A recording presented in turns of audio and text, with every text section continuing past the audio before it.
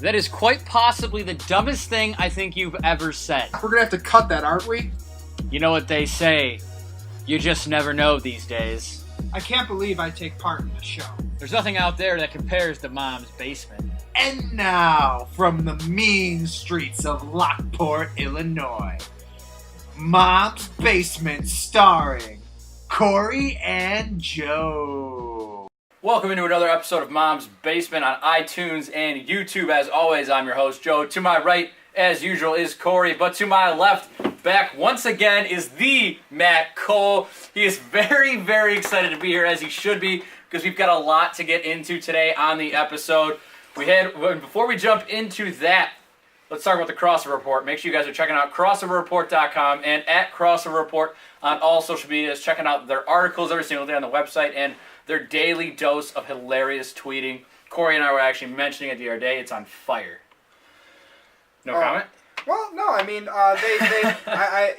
guys, sorry. This is the second time we're doing it. I thought it was kind of impulsive when I did it the first time. Yeah, it was. There was a Crossover. There was a crisp crack open of that Rolling Rock. You did crack open that Rolling Rock. It was Rock. a crisp sound. Funny story about Rolling Rock really quick. The other day while I was working, somebody asked me what Rolling Rock tasted like, and I started laughing in their face. He's like, so what's a pale ale? And I was like, well, it's going to taste like water. No, it's going to have no flavor. Fuck you and He was like, so this is a good beer. I was like, sure. Bought a 12-pack bottles. Fuck you and your prissy ass. I hope you enjoyed the Rolling Rock. I do. I know I don't enjoy Rolling Rock because I have, We are sponsored by Rolling Rock, actually. Not sponsored. This is not an ad for Rolling Rock. Moving on to week one. And George's. Week one of the NFL season.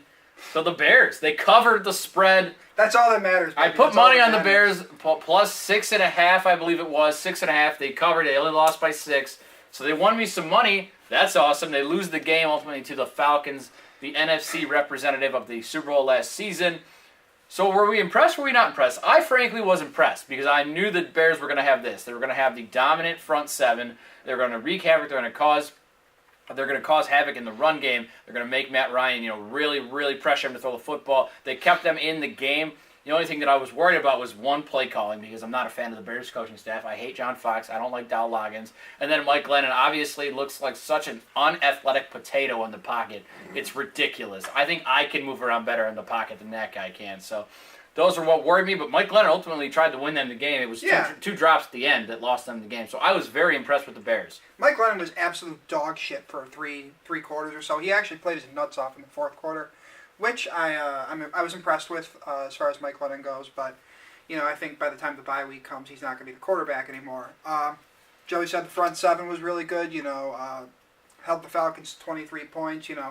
Julio Jones is going to get his, but at the same time, they still held the Falcons down for what they could.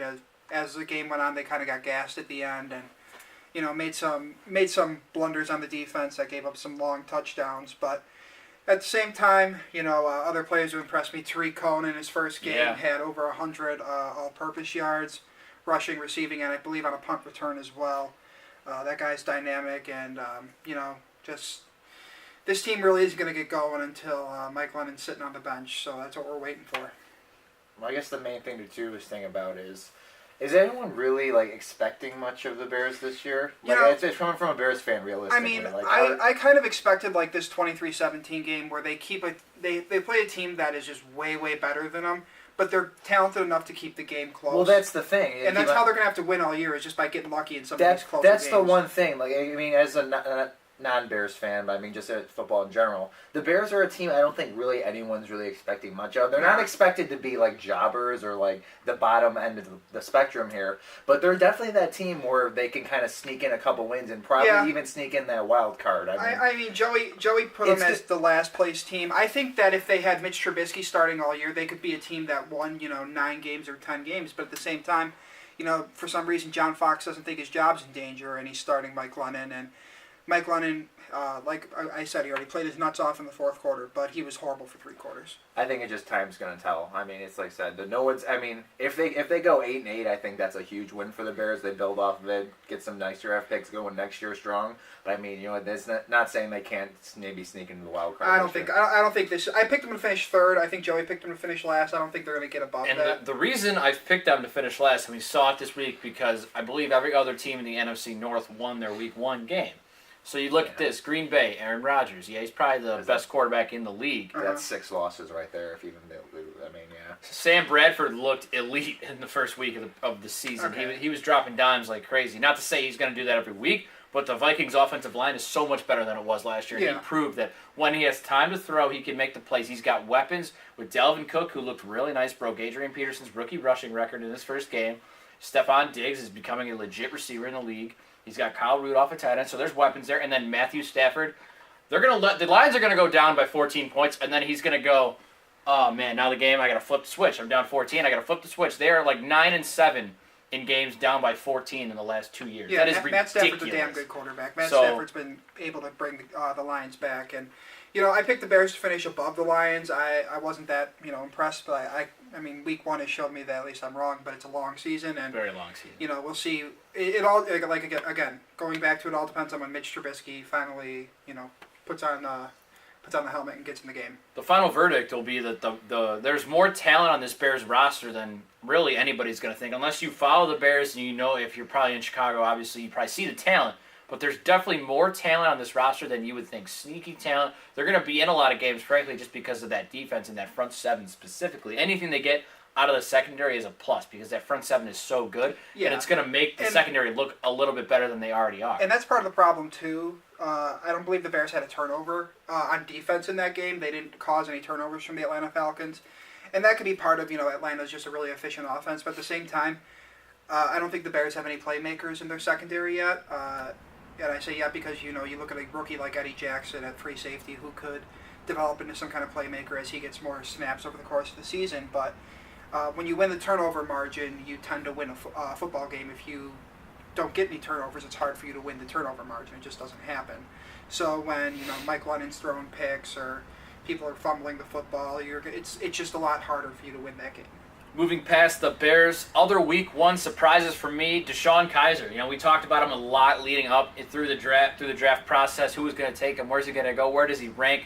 I believe we both had him as QB2 behind Mahomes. You had him as 3. I think I had him at 2, if I remember correctly, behind Mahomes because we really love the Mahomes arm talent. But moving to Kaiser, he put in a lot of work in the preseason and training camps, and Cleveland kind of threw him into the fire, and he really impressed me. Playing against the Steelers, a very good team. They kept that game close. If Cleveland gets it, why can't the Bears get it, man? Just throw.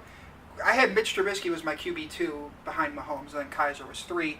I don't understand why the Bears just don't throw Trubisky to the fire. But yeah, the Browns are, they're really not going anywhere anytime soon.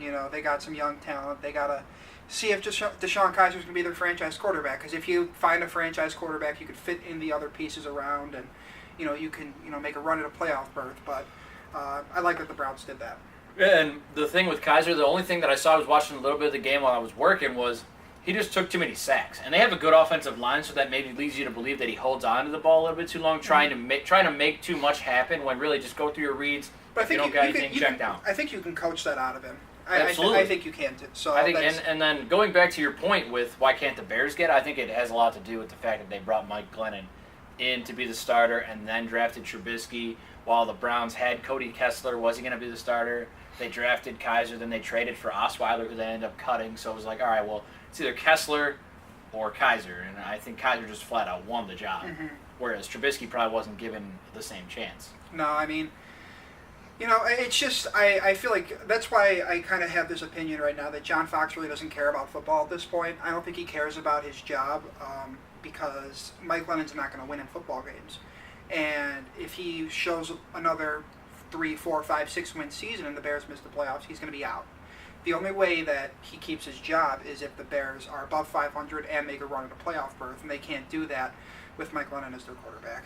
This is like the Golden Brick Road job for John Fox because it's basically a job he took just to get him to retirement, collecting their check. Basically, I think he did some good things early on. I think with Vic Fangio, he really developed some good pieces on the defense. But, I don't really trust him to develop a quarterback. I don't trust Dowell Loggins to develop a quarterback. So, Ryan Pace is going to get a second head coach, but we got to focus on week 2 and beyond right now. Matt, what surprised you in week 1?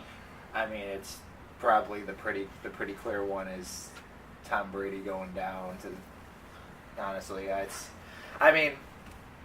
well, did anyone? I mean, I know you claim you do. You knew that was going to happen. No, Joey was beating the Chiefs the Chiefs drum when we made our predictions. Okay, But, I didn't watch. you know, that, it was in Well, Hey, Matt, if you watched the podcast, you would have known that I had the Chiefs. no, but I mean, I never expect Tom Brady to go down week 1. I never expect Tom Brady to go down at all. I mean, and you know what, the Chiefs did a lot better on offense than I thought, and I think that has to do a lot with the rookie running back Kareem Hunt, who your boy picked up in fantasy football, but we'll talk about that later. I also sat him, so We'll also talk about that later. I still won, but still. But you know, no, I mean it kind of also kind of go back to what kind of happens from here on out with the Patriots. Is this something that's going to carry over, or is this something that Brady, being the veteran he is he able to just shake it off and everybody's going to start out? That's an 0-1? interesting point though, because I actually I follow a couple Patriot fans on Twitter who are talking about it, and Jose? no, actually not Jose. Sorry, Jose, I don't follow you, but no, some of them were actually really worried about the effort and the heart on the team, and the different injuries they had. They lost Julian Edelman before the year started, and they don't think that their ability to put up points can counteract deficiencies on their defense, and they feel like there's just a lot of heart issues and effort issues with the Patriots right now. Well, again, it after shows. 1 I mean, week. like, you could have the greatest quarterback in God knows how long. I mean, That covers up a lot of weaknesses, but it can't. Against Rodgers, it but can't even cover still, apart. like it's just like, I mean, he can't win games alone, and that was seen last Sunday. I mean, Here's the he thing needs for help. me. When I saw that game, one, I'm a big believer in Kansas City because they are always an undervalued team. I think they're really well coached. They're very well coached. Andy Yes. Reid does a phenomenal job. I mean, every year they win double-digit games, and then they get to the playoffs. Like they're in a damn good division too. So they play good teams all year long, especially last year when Oakland came back into the mix. So Alex Smith, since he came to Kansas City, has been very good. Yeah, and part of that too, we got to dispel a little bit of the myth about Alex Smith. He was a game manager, I think, in the when he was in San Francisco, but I think he's taken his quarterbacking up a level since he's joined the Kansas City Chiefs. Absolutely. I think he does the right thing where he doesn't turn the ball over. He relies on the run game like you would expect a game manager to do, but Alex Smith can make throws. And you saw him exposing that New England secondary with Tyreek Hill. Yeah, absolutely. 7 for 123 and a touchdown from Hill. So absolutely. he can still sling it, and that Kansas City defense is really, really good. Justin Houston, Oh, probably maybe the second best pass rusher in the league. Yeah, I can and see obviously Eric Berry was huge in the game, but obviously tore his Achilles. Yeah, we'll see how that affects So their defense that could going affect them, forward. but the defense is still very, very good. The Chiefs plus 9.5 was the line. That's a joke on opening night. A joke. I don't care that the Patriots are the reigning Super Bowl champs and they're the best Did you bet on quarterback that? ever. I bet. Yeah, I told you guys I bet. I okay. won money. Good I shit. flat out won money on the Chiefs. I man. thought it was just that you bet on the Bears. No, but I literally bet that, but we talked about it before the show, and then Matt still tried to call me out here. I wasn't paying attention. Matt wants to pay. Story of my life. And then I guess my biggest surprise from the first 2 weeks. I mean, I don't know what you want from me. I'm a Raider fan. We'll see what happens. We'll see what happens when you come to the black hole. I'll say my biggest surprise from the first. For as much longer as it's going to be the black hole, but that's something For 1 year. Anywho, my biggest surprise from the first week, and it kind of carried over into the Thursday night game for week 2, Don't think they started is building that it up. the Bengals have scored 9 points over the course of 2 games. No touchdowns. No touchdowns. I think I Yeah, saw I a had stat. AJ Green. That was a fun night. I saw a stat that says Andy Dalton has more tackles than he does touchdown passes. Think about that. That means he's throwing picks, Picks and tackles, making the tackles, and he's still not throwing touchdowns. I wasn't a big Cincinnati guy coming into the season. I think Cincinnati is more well coached than they're given credit for. I think Marvin Lewis is a decent head coach, but at the same time, I think they just fired their offensive coordinator after 2 games, and that's kind of a quick pull. But Andy Dalton has never been, a quarterback that you rely on to make things happen. So if you take away his play caller, his overall skill positions get weaker, his offensive line gets weaker, he's not going to be able to, he's not that guy that's going to step up and make plays. So, he's sort of going to fold underneath everything that's going away around him. I'll tell you what, you take away Jay Gruden, and Andy Dalton's gone downhill since. Yes. Period. Yes. Period. That was a huge difference for them in Cincinnati. So, I think I'm not, I guess when you factor all that stuff in, I shouldn't be surprised, but at the same time, 9 points in 2 weeks and no touchdowns. That's really bad. The Bengals are not off to a good start. They're in a division with the Ravens and the Steelers. Yeah, And they're out. As far as I'm concerned, they're out. And then, if you look at the Browns have a lot of young talent. I wouldn't be surprised to see the Browns, steal a game against Cincinnati. I think they will. And push the Bengals down to last place in the AFC North. I could see that after, it's only 2 weeks, making predictions, but still. All right, let's move to Week 1 letdowns. I got 2. I'm going to go first. First one is anybody who's a David Johnson fantasy owner. Stop! Your season's probably done. Johnson's getting surgery. He's going to be out for a while. And the Arizona, there's really no true handcuff in Arizona to pick up in fantasy because... I picked up Kerwin Williams, and they just signed CJ2K. I just signed him. I just picked him up. Kerwin Williams or CJ2K? CJ2K. Yeah, you got to see what's going to happen. They're going to use a running back by committee. So That's anyone that had David Johnson as the number 1 overall pick, I'm sorry, your season's probably done. That sucks for me because I had him not in our league, but another league. It does, yeah. I did pick up Kerwin Williams and Chris Johnson trying to... And see, we started it later this year in hopes that things like this wouldn't happen. We drafted like 5 days. 2 days before the season started. Yeah. We did it the right way, but no, you're right. It really does suck that, he's gone. And my second letdown is Houston with their quarterback situation, how they handled it Week 1. Why are you starting Tom Savage if you know he's not going to be your guy? You ultimately bench him after a half, go to Deshaun Watson. Why can't the Bears understand that? Still, don't understand it. And Trubisky's a better quarterback than Deshaun Watson. Secondly, I don't think Deshaun Watson's a very good quarterback. No, I don't. He was QB4. I said it on Twitter. I'll pop the tweet up right here on Matt's head. I just don't think he's flat out good because he makes one read in the pocket and then starts to panic, like panic badly. He's dancing around and people are thinking, oh, he's a playmaker. He can run. That's for sure. He can run. But when you're a quarterback and you make one read and then you start to panic, you're not a quarterback as far as I'm concerned. Yeah, and we talked about this. I remember going way, way back in our podcast, archives. We talked about this around draft time. And the reason why I had Deshaun Watson was for that reason solely there, that he looks at his first read and then he runs. Yeah. And that's not a good trait for a quarterback because, sure, he might have, DeAndre Hopkins, but at the same time, you got to be able to stand in the pocket. You have to be able to step up or roll out, move your feet without having to take off every single time and go through your progressions. He doesn't do that.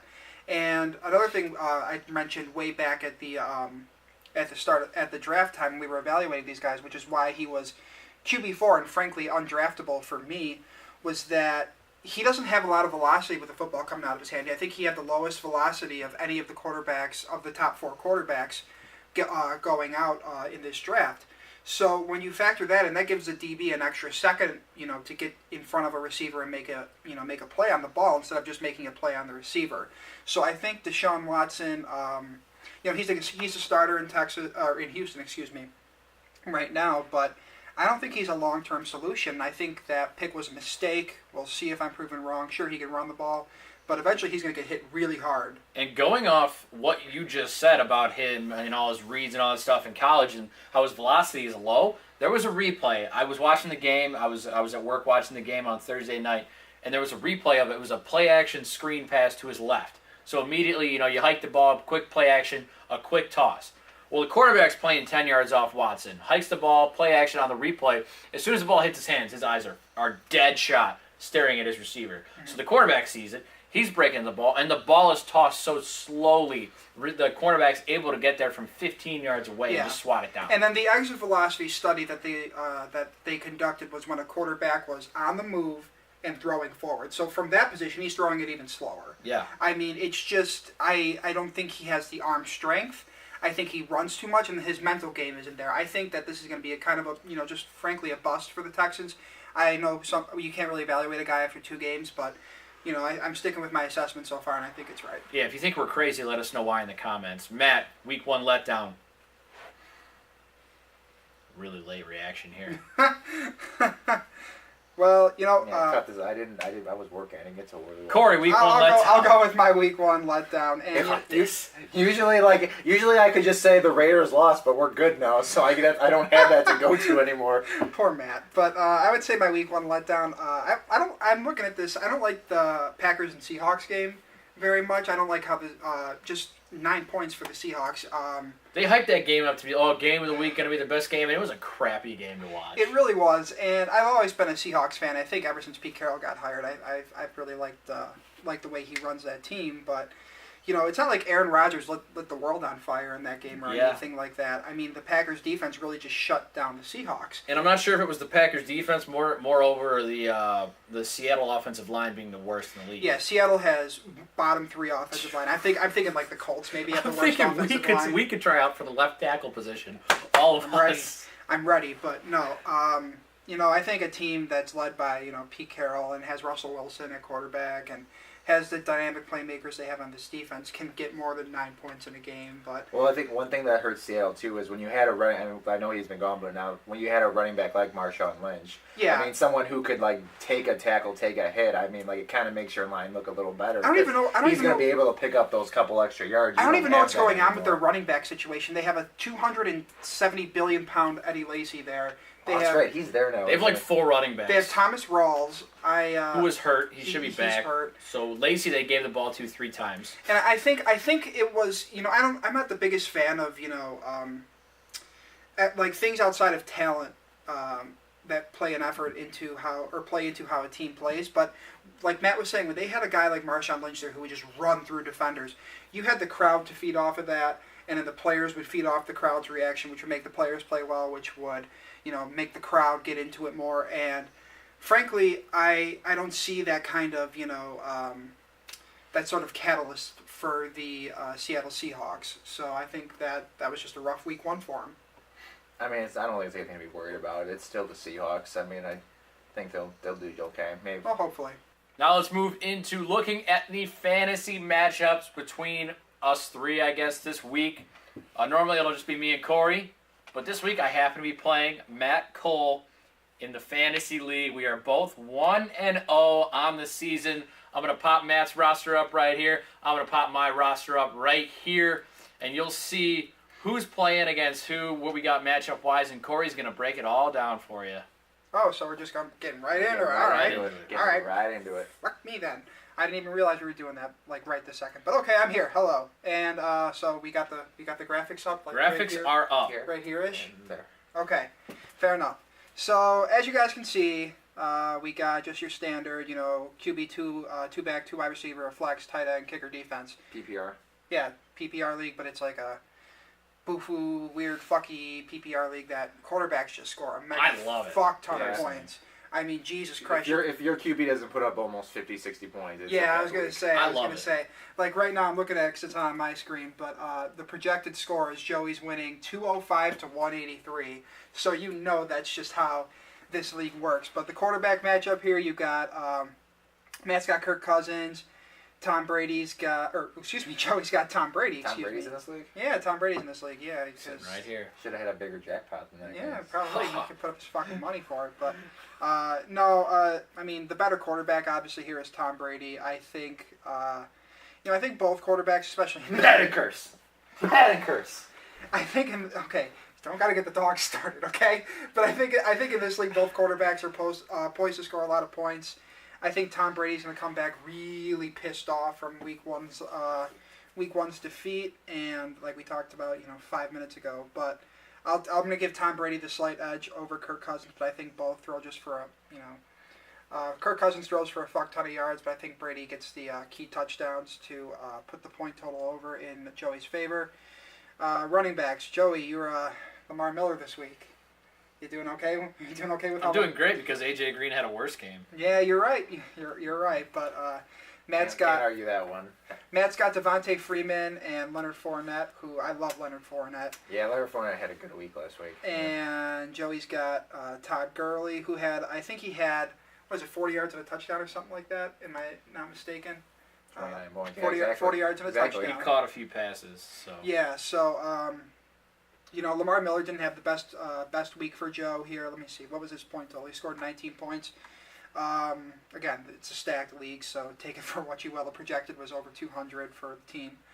And, Todd Gurley going up against Washington. We're still waiting for Todd Gurley to, discover what made him, the quote-unquote next Adrian Peterson. And, if he can have one of those breakout games, that's going to be really good for Joey's team versus Leonard Fournette and Devontae Freeman.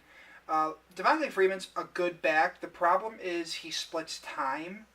and that Atlanta running back situation. I think, what is it, last year they combined, I think, for 18 or 20 touchdowns, or I think they both scored 10 touchdowns, which is, really good for fantasy. But I think Devontae Freeman's point potential is going to come from whether or not he can score a touchdown, and I think we'd love to see how revitalized that Green Bay defense actually is. And then Leonard Fournette, I think, is just a pure specimen, a pure talent at the running back position. I really don't care who he's going up against. I had a draft crush on the guy, so I think he's going to put up good numbers for Matt. He's playing Tennessee this week, so I think he's going to have a nice little day. I think he's going to be a top fantasy running back in coming years. So I like the running back matchup. It all depends. Whoever wins the running back matchup is going to depend on if Devontae Freeman can get into the end zone, because Lamar Miller didn't necessarily set the bar very high for Joey. Sure didn't. The wide receiver position, now this is my turn to roast Matt, because Matt's number one wide receiver is A.J. Green, Sure is. who got his chest shit on this week. He was just 17 points. He scored 17 points, 5 catches for 67 That's yards. low for a number one receiver. That's a low for a number one receiver. To put it in context, what a number one receiver should score, Antonio Brown had almost 50 points in week 1 for me. Yeah, and that's who Joey has as his number one wide receiver. So I'm going to take, even if A.J. Green hadn't played this week, he's playing on Sunday, let's say, Antonio Brown is a clear favorite over A.J. Green. And Matt knows all about Amari Cooper as Joey's number 2 receiver. But Diggs had a week last week, though. I understand Diggs had a week, but do you see who Amari Cooper is playing? Amari Cooper is playing the New York Jets, who might not win a game this year. That's true. We're going to be 2-0 after this week, Yeah. aren't we? I mean, that's all good for you because you're a Raider Fuck fan. yeah, we are. 2-0 after this week. It's all good for you because you're a Raider fan. But at the same time, I'm going to take Joey's wide receivers. They got the tight end position here. You got Jared Cook versus Kyle Rudolph. I was never the biggest fan of Jared Cook personally, but then you look at who he's going up against. I feel like this is just very one-sided. Well, I'm not. I don't I care. feel like I'm being attacked here. You're projected to lose. What do you want? I was from me? projected to lose last week, and what did I do? I anally fisted at him. You didn't even let me finish my sentence because Jared Cook Can we say that? I don't. Yeah, I guess. Jared Cook is going up against the New York Jets this week, so if there's ever a time for Jared Cook to put up great numbers, it's going to be against the New York Jets. Aren't you a Jets fan? How's that coming out for you? Meh. Yeah, Joey's been struggling a little bit I'll make a bet. as a Jet No, fan. I don't, unless you're giving me 30 points. And I think I like Jared Cook's matchup a little bit better than Kyle Rudolph's matchup, just based on the teams they're going up against. I think that Jared Cook is going to be at home, Kyle Rudolph is going to be on the road, and Jared Cook is playing a far worse defense in the New York Jets than Kyle Rudolph is playing against Pittsburgh. So I'll give the edge to Jared Cook there.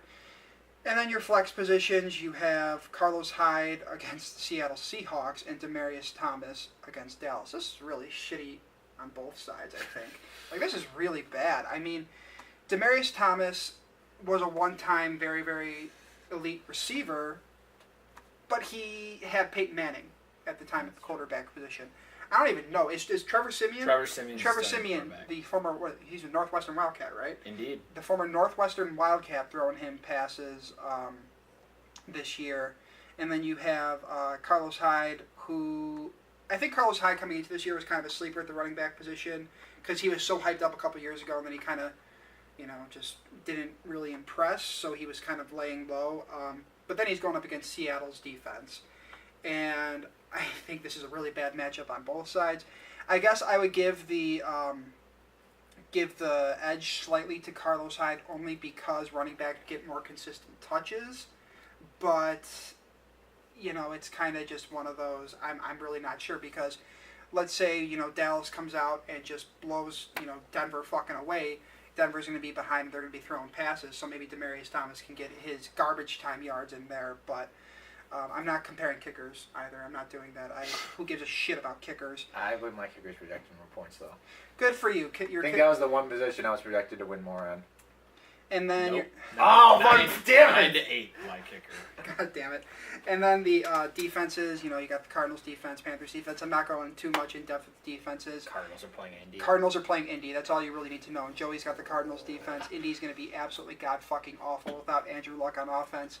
I'm not saying the Panthers will have a bad day on defense, but I'm just saying the Cardinals are going to have a field day on defense. And that is where I'm leaning. So I will be leaning with Joey to win the Week 2 matchup between Matt Cole and Joseph Frank. All right, now Let's see what happens. now it's time for Matt and I to look at Corey's matchup. You'll see Corey's team right there on the screen as we look into the matchup of Corey's team name, which is Kiss Titties, Oh, he's Shout out to playing- Mitch Trubisky. He loves to kiss titties. He's playing Vinny, against Vincent the guy Beltrami. who lost David Johnson. The guy. I don't know if it would have mattered anyway. So but- really quick, Matt, let's go through this. Quarterbacks, Vinny's going to have the edge here for me. Aaron Rodgers, better quarterback Yeah. than Cam Newton matchup. I mean, I'm going to take I'm still one of those guys. I think Rodgers is the best quarterback of all time. I think I'm not Rodgers is worried. better than Brady, but I mean, that's something. But look at those different, backs, but- though. You look at running backs, Corey's going to take a strong advantage here. Zeke Elliott and Kareem Hunt over DeMarco Murray and Frank Gore. Frank Gore is an old bag of shit right now. He really can't do too much on the field. DeMarco Fantasy Murray. sleeper Marlon Mack. I will Frank say Gore's though, I backup. do have a kind of a DeMarco Murray carried my team last year, and he was Jacksonville's got a very good a defense. sleeper for me. So I'm not going to count him out, but I will say Corey definitely does have. Corey's the Kareem Hunt put up 67 points on my bench last Yeah, week, and on I the bench. still won. Going to the wide receivers, Corey has Julio Jones and Mike Evans. Mike Evans against a very weak Bears secondary will put up a ton of points. Julio Jones is always going to get his. For context, let's see. Julio Jones in a down week last week. He only had 16 points Not last concerned. week. No, so he'll bounce back this week over Vinny, who has Michael Thomas and Alshon Jeffrey. Alshon Jeffrey is going to have a very tough time scoring on the Cincinnati defense. Michael Thomas should have a good game against New England. Their defense is very bad, and Drew Brees loves Michael Thomas. But he only had 5 catches for 45 yards in week 1, so I'll lean once again to Corey. Yeah, there's really, I don't know if I know. I got two of the best receivers in the game now. Come on, now let's not. I mean, I'd maybe get. I don't know. Well, tight end. You got to talk tight end. I say I'd lose the tight end. I'd matchup, maybe I give think. Vinny the tight end, but that's about it. Tight end, I'm going to also lean to Vinny because I'll never lean towards a guy who has a chick's name, as Delaney Walker does. Vinny also has Greg Olsen, who I consider to be the second best tight end in football, undisputed. And then moving to the flex, Jarvis Landry. I'm not even sure he's going to play Yeah, for Vinny. I think he's questionable at the moment. Questionable after being limited at practice. He's got a knee injury, so right there, that tells me all I need to know. Michael Crabtree for Corey going up against the abysmal New York Jets should score a touchdown. Derek Carr's gonna have a fucking field day. So Corey's Derek going to Carr's take. gonna have a field And, day. and look at that defense, And too. Corey playing matchups to start the Raiders defense this week. Vinny has already played his defense. Texans. Oh, only got him 10. Khalil Mack's getting 5 sacks. I'm calling it. He's getting 5. I'm going to go 5. ahead. You heard it here. 5 sacks this week. I'm going to go ahead and lean towards Corey in his week 2 matchup against Vincent Beltrami. Yeah, that's probably gonna happen. And the Spider 2Y Banana. Vinny loves boats. That's Vinny's team name. Vinny's love boat. It's Oh, Vinny's, love boat. Not Vinny loves boats. All right. All right, moving on now to the hot takes of the week. I'm going to go first. I'm going to blow the lid off this place. The Patriots will not win more than 10 games, and they will miss the playoffs. Miami will win the division. I'm changing my prediction from the AFC You're East in a wrong. couple episodes You're ago. fucking wrong. Patriots are not winning this No, division. hold on. Let's flash back to like January of this year, where Joey picked against Tom Brady and Bill Belichick. You're damn And right. 28-3. 28-3. I was cheering my ass off in Seth's basement when the Falcons gave that up because you never count out Tom Brady, you never count out Bill Belichick, and until those two retire or die, Patriots are making the playoffs. Sizzling hot take, they're not making the playoffs. Matt, what do you got? I'm going over to the college side. Ooh. I think Florida State. You're gonna still see in the national championship. Jesus I I think. don't even know what's happening. I don't pay much attention think- to college okay, They football. lost their number 1 quarterback And Yikes. yes, they in the first Yikes. game to Alabama. Alabama. They lost. That's. But you got Jimbo Fisher can do some wild things, man. Even I believe they're starting Yikes. the number 2 as a freshman. I don't know where he's coming from.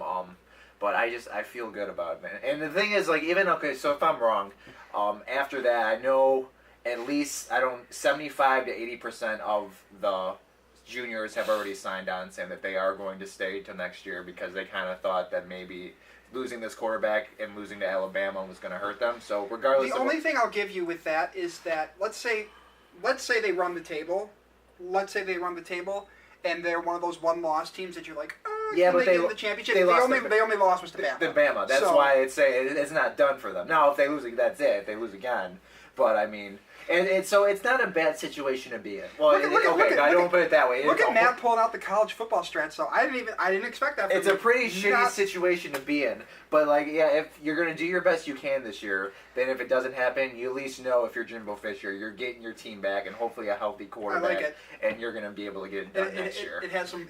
You're balls gonna get to some. You're gonna get It's just as good as your prediction. You're gonna get counting against Brady and Belichick. I don't want to hear it. You're throwing this freshman QB in the hot seat this year, and you know what? If you don't make it, he gets the experience. You can't fully blame it on him. But then you know what? You're giving the experience. You're getting 80% of your team back next year. Regardless if that quarterback's there or not, who's running that seat, this team's going to be a lot better. Alrighty. All right, Corey, hot take of the week. Well, my hot take, and you already kind of saw it, and I'm going to phrase it this way. The most reliable pitcher for the Chicago Cubs come playoff time is one Jose Guillermo Quintana. Throwing out the middle names. I am throwing out Tell me why. Well... Because I agree with you. Oh, you do agree with me. Damn it, it's not a hot take. I've already seen this tweet, so go ahead and read it off. Well, yeah, you already did. So... There's no secret that even after the Jose Quintana trade, but especially before it, the Cubs have had pitching issues. Jake Arrieta, John Lester, Kyle Hendricks have either been injured or inconsistent or both. And John Lackey's not a guy you want to count on at all come playoff time, even though he's been pitching relatively well recently. He's been pitching phenomenally. Yeah, but he's still not going to be in a rotation come playoff time. So that's why. Okay, well, fuck me. But There are the standard metrics you use to evaluate pitchers, and that's wins, losses, ERAs, ERA, strikeouts, innings pitched, all that good stuff. I think this is since the Jose Quintana trade. So this would be about mid-July or so. Jake Arrieta has the lowest ERA on the Cubs staff at 1.98. Jose Quintana has a lower ERA than John Lester. Q is 3.88. And John Lester is 4.56 in terms of ERA. So you would look at those just basic metrics, and you would think, yeah, Jake Arrieta is infinitely a better pitcher than Jose Quintana, especially more reliable come playoff time. But if you look at the advanced metrics, there are metrics called FIP, which is fielder independent pitching, and that's basically how well is this pitcher doing aside from how his fielding's do. Behind the defense behind him, So if you have a lower FIP than your ERA, that means you're pitching at a higher level than your defense is letting you get to. So you're pitching better than your numbers say. So Jose Quintana has a 3.64 FIP, which is lower than his ERA. So that means he's out-pitching his metrics, basically. He's out-pitching his peripherals. Whereas Jake Arrieta has a 3.68 FIP compared to that 1.98 ERA, which basically means he's getting a lot of help from his defense. He's getting really lucky. Balls are hit really hard, but they're hit right at people. They're hit right at Javi Baez, or they're hit right at Chris Bryant, or Jason Hayward's making a diving catch in right field to save Jake Arrieta from giving up a lot of runs. And John Lester is just worse in every category right now compared to Jose Quintana since the Jose Quintana trade. So I think come playoff time, he's certainly not going to start game one. I think Jose Quintana is probably going to be your game 3 starter. You're going to start Lester, Arrieta, Q, and then Hendricks, just so you can flip up the lefty-righty matchups. But I think if you're sending out a pitcher, because the way the playoffs are lined up right now, it's going to be Nationals versus Cubs in the first round. You're going to have Scherzer versus Lester, and you're going to go down game 1, I'm thinking, because Max Scherzer is one of the best pitchers in the game, Wrong. What? Wrong. Okay. But if you go out and you're down, let's say you're down 2-0 or you're tied 1-1 in the series, and you need to win that game 3, and you're sending Jose Quintana out there, he is your best shot of getting a win come playoff time if you're a Cub fan. All right, that certainly is sizzling hot, because not a lot of people will look into FIP to evaluate pitchers, even though it's the only stat. Well, I'm intelligent. Correct. So. Now, sticking to baseball, we want to shift gears here to Cubs and White Sox. Sticking with the Cubs here, listen, I'm going to keep it plain and simple for you and for you. The Cubs are the best team in the National League. No. Don't come at me with your nonsense. It's true. Do we need They're to talk the best. about their outfielders at all? Or They're the best. They lost 15-2 to the Brewers. Joe Madden, this we is need for to talk you. about their bullpen? Joe Madden, this is for you. You need to I play see a lot of the house best there. 9 players every day. Willie Contreras, Anthony Rizzo, Willie Contreras Ian can't Happ, play for 2 games. Javi Baez, Chris Bryant, John Jay in left field. I don't want to see Kyle Schwarber. I want to see Albert Almora Jr. in center. Do you want to hear some good news, bad news about Kyle Schwarber? Kyle Schwarber's OPS is around 900. Guess what his WAR is because his defense is so bad? 0.0. Oh, God, that's terrible. And I want to see Jason Hayward in right field. John Jay and Albert Almora need to be in the lineup every day. Almora's on fire right now. John Jay gets hits every day that he plays. He's great in left field on defense. Almora's great on defense. Javi Baez, we already know, the most electric player in the league, the leader of the Spanish Cubs, El Mago himself. No. Everybody in the Cubs fan base, buy a Venezuelan arm sleeve, put it on, and get ready to slide into Mia Khalifa's DMs because it's so good to be a Cub fan right now. How is You it say good to to be slide a into Cub? Mia Khalifa's DM. Because the Cubs catcher, well, we can explain later. But Yeah, we'll explain the later. Cubs catcher slid into Mia Khalifa's DMs and he got shut down. But we'll show you later. She shuts everyone down, man. Well, she won't she put him on blast. She's kind of a self-righteous porn star, which is like the biggest oxymoron I've ever seen in my fucking life. I don't But- think she does porn anymore, though. I think she's kind of. Retired. well, we can do our research after. That's fucking weird, Keeping on the Cubs, Kyle Hendricks is coming into form. You saw it today with 7 2/3 of beautiful baseball. I could watch him paint the corners at 86 to 88 all day long. Jake's going to come back from injury. We already talked about the Venezuelan catcher, the best catcher in the goddamn league. Who's out for 2 games? He's going to appeal. Okay, we'll see. He's going to appeal.